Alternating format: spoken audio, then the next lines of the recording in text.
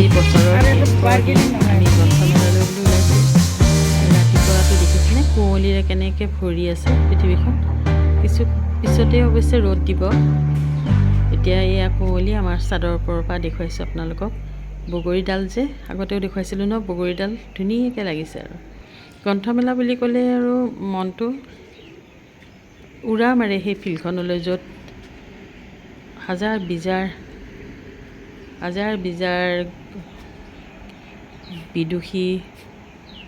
বিদুষী পুৰুষ মহিলাৰ আগমন ঘটে। হাজাৰ লাখ কিতাপৰ য'ত মেলা বহে, সেই গ্ৰন্থমেলা চলক এদিন যদি নাযাওঁ কেনেকুৱা লাগে বাৰু। এই ওলালোঁ বিনু, মই আৰু গাৰ্গী, আমি ওলালোঁ। এইবাৰ খানাপাৰাৰ ফিল্ডত হৈছে গ্ৰন্থমেলাখন। গৈ পেলাই খুব ভাল লাগিলে একদম। এইবাৰ বাছতে যাওঁগৈ বুলি কৈ আমি হাইৱেৰ পৰা উঠি ল'লোঁ একেবাৰে খানাপাৰাৰ বাছত, আৰু তাত নামি দিলোঁ। তাতেই গ্ৰন্থমেলা হৈছে এইবাৰ, সেইকাৰণে খুব সুবিধাও হৈছে আমাৰ। অৱশ্যে গাড়ী চাড়ী নিনিয়াকৈ হৈছে আৰু, কিন্তু গাড়ী নিলেও অসুবিধা নাই। পাৰ্কিং ধুনীয়া জেগা আছে পাৰ্কিঙৰ। ইয়াত দেখিছেনে কিমান গাড়ী থ'ব পাৰি, অসুবিধা কিন্তু নাই। এই চাৰিওফালে পাহাৰ, ধুনীয়া মানে জেগাখিনিয়ে ধুনীয়া আৰু একে প্ৰকৃতিৰ মানে বিচৰণ ভূমি বুলি ক'লে মানে পঢ়াই কোৱা নহ'ব আৰু। এয়া আমি গ্ৰন্থমেলাৰ মূল দুৱাৰেদি সোমাই গ'লোঁ। গাৰ্গী মানে কিতাপ বুলিলে পাগল আৰু তাই খুব মন কিতাপ কিনিবলৈ, সেইকাৰণে তাইকো লৈ গ'লোঁ। মই এয়া এনেইতো আমি গ্ৰন্থমেলাত বহুত মানে লিখক লেখিকা বা চবকে লগ পাওঁ আৰু, কিন্তু এইখিনি সময়ত অৱশ্যে নাহে, সন্ধিয়া সময়তহে বেছি ইয়াত গোট খায়। তথাপি আমাৰ সুবিধাৰ বাবে আমি এতিয়াও গ'লোঁ। মোৰ সোমাই মানে মনত পৰে, গ্ৰন্থমেলাত সোমাই মীৰাবেদলৈ মনত পৰিছে। মীৰাবেদটো ইয়াত লগ পাইছিলোঁৱেই আৰু। কবি সন্মিলন কিবা থাকিলে মীৰাবেদতো থাকেই। ইয়াত টিকেট কাটি ল'লোঁ। টিকেটৰ দামটোও বেছি নহয় অৱশ্যে, 10 টকা। ইয়াত বেছি মানুহ নাই কাৰণে যেনি তেনি কাটিব পাৰি। এইফালে চেল্ফি পইণ্টবিলাক আছেই। চেল্ফি পইণ্টত ৰৈ এয়া ছোৱালীবিলাকে একেবাৰে ফটো তোলাত ব্যস্ত হৈ পৰিছে। আমাৰ গাৰ্গীও 2-এখনমান তুলি ল'লে অৱশ্যে। এইয়া দেখিছেনে গোটেইখন মানে এইয়া চেল্ফি পইণ্ট এইবিলাক ঠায়ে আছে। আজিকালিতো আৰু চেল্ফি পইণ্টৰে দিন আৰু। বহুত প্ৰকাশক আহিছে ইয়ালৈ, বাহিৰৰ পৰাও আহিছে। বিভিন্ন কিতাপ, হিন্দী, বঙালী, ইংলিছ, বিভিন্ন কিতাপ পঢ়িব পাৰিব আহিলে। আৰু ধুনীয়াকৈ সজাই তুলিছে। আছাম এইটো যিটো কাৰ্যালয়টো আছে, সেইটো কাৰ্যালয়টো দেখিলে মানে শশী বাইদেউলৈ মনত পৰে, আৰু আছাম বুক ফেয়াৰ লিখা আছে এইটো কাৰ্যালয়। এইবাৰ তেনে আকৰ্ষণ নায়েই অৱশ্যে মোৰ, কাৰণ মিতালী আছিল, মিতালীও অৱসৰ ল'লে, আৰু তাই আছেগৈ এতিয়া বোম্বাইত। আৰু তাইৰ লগত কিমান দিন যে এই কাৰ্যালয়ত বহি কথা পাতিছিলোঁ বিভিন্নজনৰ লগত, বিভিন্ন কবি সাহিত্যিক আছিল। আমি নহয় চাহ একাপ খাই লওঁ, খুব ডিঙিটো মানে শুকাই গৈছিলে আৰু কপিকে পৰি গ'লোঁ। আৰু এই সৰু ছোৱালীবিলাকেতো আৰু অকণমান চাওমিন খাবলৈ ভালেই পায়। তাইও ল'লে দুচা। আমি এনেতে আহি পালে এয়া নিৰ্মলা পাঠক আহিলে, আৰু এই লগত বিক্ৰম সৰুতে মই নাচ শিকাইছিলোঁ। তাৰ নাচ খুব ৰাপ আছিলে নাচত।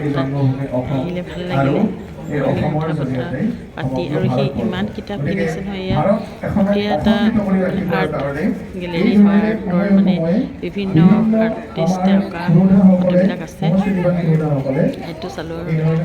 তাৰপিছতে কিতাপৰ ষ্টলবিলাক এয়া দেখুৱাই দিছোঁ। মই বিচাৰি আছোঁ গায়ত্ৰী প্ৰকাশন। এইখন ফটো দেখিছেনে ইমান ধুনীয়া, আৰু এইবিলাক কেনেকৈ মানে সূক্ষ্ম কাৰুকাৰ্যৰে মানে আঁকিছে, দেখিয়ে ভাল লাগিছে। ইমান মানে বহুত দেৰি থকা নাইতো, জানি ল'বলৈ মন আছিলে কোনে আঁকিছে বা কিহৰ, সেইটো ব্যৱস্থা নাই, মানুহ নাছিল তেনেকৈ। আৰু যিজন আছে তেওঁ ইমান ক'ব পৰা নহয়। এইটো এটা আহি পালোঁ আৰ্টৰে, আৰু আহি পাই গ'লোঁ গায়ত্ৰী প্ৰকাশনৰ। ধুনীয়াকৈ হাঁহি আছে ৰাজেনে, দেখিয়ে সি হাত বাল দি মাতিলে। আৰু এই গায়ত্ৰী প্ৰকাশনতে মোৰ কিতাপ আছে, ময়ূৰপংখীখন।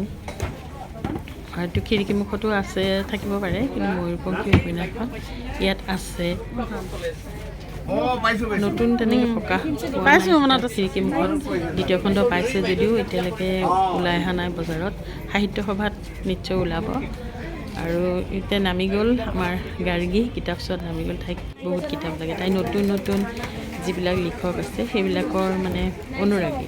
মানে কৌশিক নন্দন আছে হেনো, তেওঁৰ কিতাপ লাগে তাইক। তাৰপিছতে এয়া ইন্দ্ৰাণী শৰ্মা, এইবিলাক নতুন ফেচবুকত লিখে কিছুমানে, তেনেকেই চিনাকি সিহঁতৰ। তথাপি যে পঢ়িবলৈ হাবিয়াস কৰিছে, কিন্তু সেই ঘৰবিলাক সিহঁতে বিচাৰি আছে। আকৌ চেল্ফি পইণ্ট, ঠায়ে ঠায়ে চেল্ফি পইণ্ট আছে। এইটো সিহঁতে যে পঢ়িব ইচ্ছা কৰে, বহুত কিতাপ পঢ়িছে ইতিমধ্যে, আৰু নতুন প্ৰজন্মৰ লিখকবিলাকৰ কিতাপ পঢ়ে। এইটো আমি কিছু সময় বোলো ইয়াতে জিৰণি লওঁ। এজন পালোঁ কিতাপ অনুৰাগী, তেখেতৰ ওচৰত বহি বহুত কথা পাতিলোঁ। তেওঁ বহুত কথা পাতিলে, বহুত জানিব খুজিলে মোৰ পৰা। আমি ভাৱ বিনিময় কৰিলোঁ কিছু সময়। এতিয়া ইয়াত বহি বহি মিতালীলে মনত পৰি আছে। তাই হ'লে যে চাহ আহি পাই গ'লহেঁতেন আমাৰ ওচৰত, ভাতটো খাইছিলে তাই। এতিয়া কিন্তু তেনেকুৱা ধৰণৰ মানে তাৰ পৰা মানুহ নাই বুলিয়ে নাই আৰু তেনেকুৱা চিনাকি নাই। আকৌ ওলাই গ'লোঁ, নাই কিতাপকে চোৱাই ভাল হ'ব বুলি ভাবি ওচৰত এটা প্ৰেক্ষাগৃহত কিবা এটা আলোচনা চলি আছে, দূৰৰ পৰাই শুনিলোঁ আৰু। যাবলৈ সময় নাই, আমি ঘূৰি যাব লাগিব বাছতে যিহেতু। দুই এখন কিতাপ কিনিলোঁ। আকৌ বোলে আহিম, 6 তাৰিখে এটা প্ৰগ্ৰেম আছে আমাৰ, সেইকাৰণে আহিম যেতিয়া আৰু তেতিয়া কিনিম। গাৰ্গীয়ে কিনিলে কিতাপ, ঘূৰি ঘূৰি চোৱাই ভাল হ'ব। আজি চাই থৈ দিওঁ, তাৰপিছত নিজে বাছনি কৰা কিতাপখিনি কিনিলোঁ। আগৰ কিনা বহুত কিতাপেই পঢ়িবলৈ আছে, চকুৰ কাৰণে মই পঢ়িব পৰা নাছিলোঁ। চকুটো যেতিয়া অপাৰেশ্যন কৰি ল'ম, আৰু এটা কৰিছোঁ আৰু এটা কৰিব লাগিব, তাৰপিছত আমি ভালকৈ পঢ়িম আৰু। যাবলৈ মন নাই। আগতে মই মানে সাহিত্য একাডেমী পোৱা কিতাপখিনি মই যেন নিকিনিলে নহ'বই, কিনি কিনি ভৰাই থৈ দিওঁ মানে আলমাৰীত। মই এতিয়া এইবাৰ কিন্তু তেনেকৈ কিনা নাই, কিনিম পিছতকৈ, কিন্তু পিছৰ দিনা কিনিম, আজি কিনা নাই মই। আগতে মোৰ মামণি ৰয়চম গোস্বামীৰ কিতাপ ইমান প্ৰিয় আছিল, মই মানে তেখেতৰ যি লিখে মানে কিনি পঢ়িছিলোঁ আৰু বুক ৰাখে গিলিছিলোঁ। তেনেকৈ ধৰণৰ মোৰ বঙালী ৰাইটাৰৰ কিতাপো বহুতখিনি মানে প্ৰিয় প্ৰিয় আছিলে। এতিয়া উঠিলোঁ আমি বাছত, আৰু বাছত উঠি আমি এতিয়া ফেঞ্চি বজাৰ যাম। তাতে গৈ পেলাই এই যে কাপোৰ কানি অলপ চাই ভাল লাগে। ফেঞ্চি বজাৰখন এতিয়া চাবলগীয়া অৱস্থা, ঠাণ্ডা দিনত একেবাৰে ৰাস্তা ঘাটে মানুহে মানুহ, আৰু কাপোৰে কাপোৰ, বিভিন্ন চুৱেটাৰ,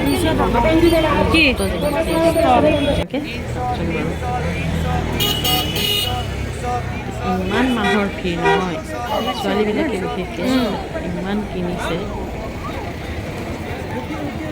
ক'ত গ্ৰন্থমেলা আৰু কাপোৰৰ মেলা, দুয়োটাই প্ৰয়োজনীয় মানুহৰ। যেনে কাপোৰো লাগিব, গ্ৰন্থও লাগিব। গতিকে ঠাণ্ডা দিনত পিন্ধা 2এখন কাপোৰ কিনিবৰ কাৰণে বিলুঙত সোমাল। আমি এনেই কিবা ল'লোঁ আৰু বেছি কিনিব লগা বোলে লক্ষী কেবিন হৈছে আমাৰ পুৰণি একেবাৰে চিনাকি এখন কেবিন। এতিয়া ভিডিঅ'টো মই ইমানতেই শেষ কৰিছোঁ। আকৌ আহি আছোঁ, নতুন বছৰ শুভেচ্ছা থাকিল। তালৈ বাই।